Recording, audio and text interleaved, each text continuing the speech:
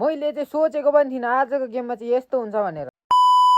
Hello नमस्ते everyone, मेरो नाम चाहिँ प्रशान्त राई र आज चाहिँ रहेको छ day 20 of 30 days mini blog challenge. So आज चाहिँ हामी चाहिँ फेरि पनि जाँदैछौँ टुडिखेलतर्फ, किनभने आज चाहिँ धनकुटा टिम आयोजक भर्सेस इन्डियाको कालिम्पोङ बीच गेम थियो र हामी चाहिँ एकछिनपछि हामी टुडिखेल पुग्यौँ र टुडिखेल हेर्न सक्नुहुन्छ। यहाँ चाहिँ प्लेयरहरू वार्मअपहरू गर्दै हुनुहुँदो रहेछ।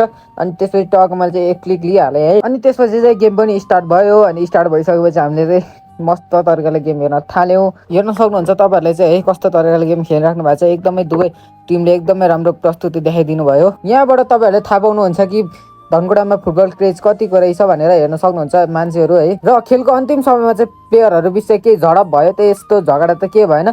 इन्डियाको टिम तर्फबाट चाहिँ रेड कार्ड पनि पाए है। अनि त्यसपछि सो हेर्न सक्नुहुन्छ हामी चाहिँ गेम सकिसकेपछि हामी चाहिँ उठिसकेका छौँ। अनि त्यसपछि चाहिँ हाम्रो साथीले चाहिँ जितको खुसियालीमा चाहिँ सिटी बजाइदिएको अरे, सुन्नु है। अनि त्यसपछि हामीले चाहिँ गेम सकिसकेपछि हामी चाहिँ ग्राउन्डभित्र छिर्यौँ, किनभने हाम्रो काले दाई आउनु भएको थियो नि त धनकुटाको टिमबाट। त्यसपछि काले दाई सँगसँगै अरू प्लेयर्सहरूसँग पनि हामीले चाहिँ फोटो लियौँ। हेर्न सक्नुहुन्छ तपाईँहरूले।